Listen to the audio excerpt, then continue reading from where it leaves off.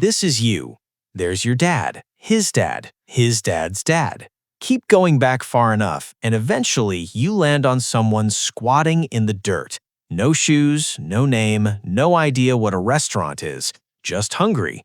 Extremely, desperately hungry, and about to eat something that would make you close this video immediately. That person is your ancestor, and today we are going inside their kitchen, if you can call it that. Welcome back.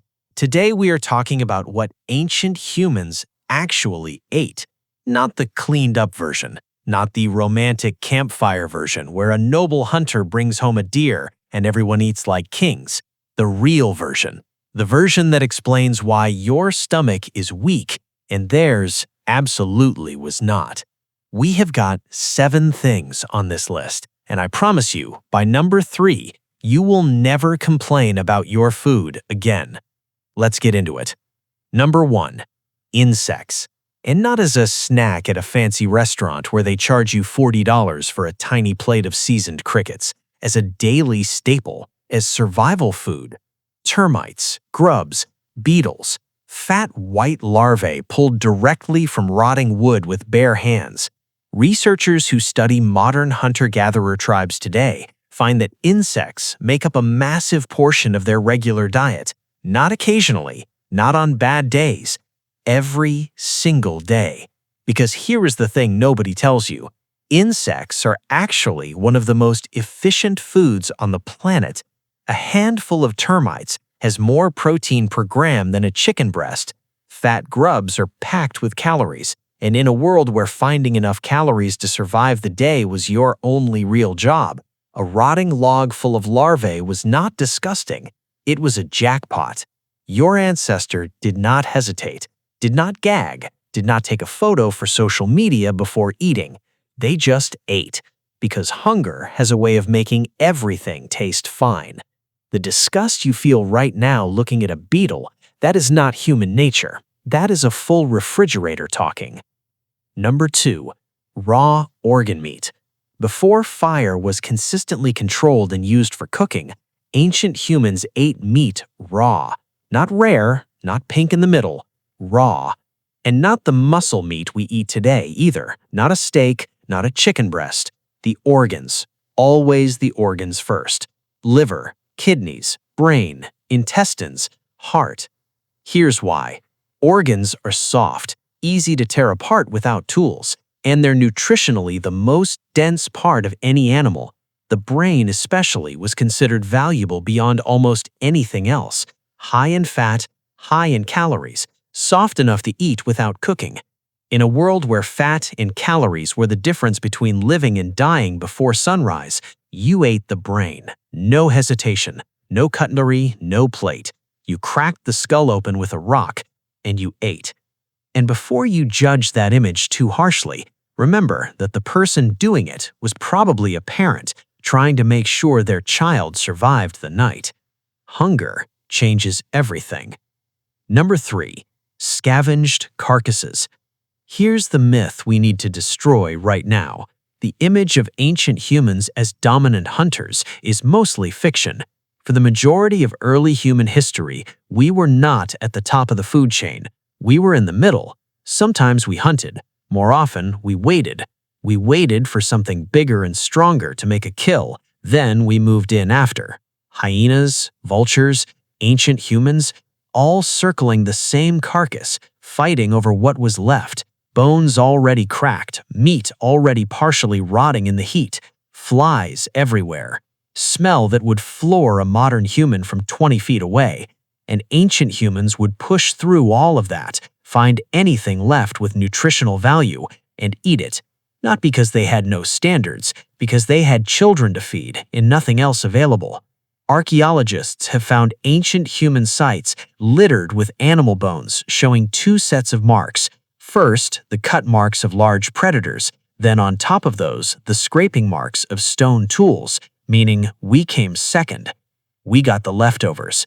For hundreds of thousands of years, leftovers were dinner. Number 4. Dirt. Literally. I know how that sounds, but stay with me. This is called geophagy, and it was not an accident.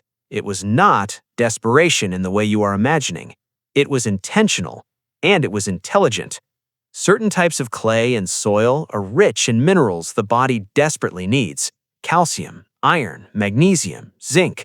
When food sources ran low and the body became deficient in these minerals, ancient humans ate specific types of earth to fill the gap. Their bodies told them to, and their bodies were right. Archaeologists have found evidence of deliberate soil eating across ancient cultures on every single continent. This was not one tribe doing something strange. This was a global human behavior. Your ancestor knew which dirt to eat. They knew the difference between the clay near the river that helped them feel better and the soil near the dead tree that made them sick. That knowledge was passed down like a recipe, generation to generation. Eat this earth, not that one. When you have nothing else, the ground itself becomes the medicine cabinet. Number 5, fermented everything. And not the nice kind of fermented. Not kombucha, not sourdough bread, not artisan cheese. We are talking about meat left in the sun for days until it changed color and smell completely. Milk stored inside animal stomach pouches until it curdled into something unrecognizable. Fish buried underground for weeks or months until it broke down into a paste that could strip paint. Ancient humans discovered fermentation not by design but by accident. They left food, they came back, it had changed, and instead of throwing it away, they ate it. And it did not kill them, because fermentation actually kills dangerous bacteria in many cases. And over generations, the gut bacteria of ancient humans adapted completely. Their digestive systems were built to handle levels of decay that would send a modern person to emergency care within hours. Your gut and your ancestors' gut are not the same gut. Theirs was a weapon. Yours is considerably more sensitive. Number 6, human flesh. I know, but we are not skipping this one because the archaeological evidence is not a theory or a debate. It is undeniable. Cut marks on human bones identical to the cut marks found on butchered animal bones at the same sites. Cracked human skulls with the same fracture patterns used to extract animal brain matter. Burn marks suggesting cooking. This was not isolated to one region or one period. Evidence has been found across multiple continents, spanning hundreds of thousands of years. Now here's the important distinction. Most researchers believe this was not the norm. It was the last resort. When everything was gone, when the winter went too long, when the hunt failed for the 3rd week in a row, when children were dying and there was nothing left, some ancient humans made a choice we cannot imagine making. And because they made that choice, their line continued, their descendants survived, and somewhere down a very long chain of people, you exist, sitting here right now, probably next to a full refrigerator, possibly snacking. Number 7, psychoactive plants. Ancient humans were not just eating for survival, they were experimenting, constantly, tasting things they'd never tried before. Most of those experiments ended badly. Sick for days, hallucinating for hours, sometimes dead. But occasionally, they found something that changed how their mind worked. Certain mushrooms, certain roots, certain berries. And instead of avoiding these things, many ancient cultures began using them deliberately, not just recreationally. Archaeologists believe many of these substances were tied to early spiritual experiences.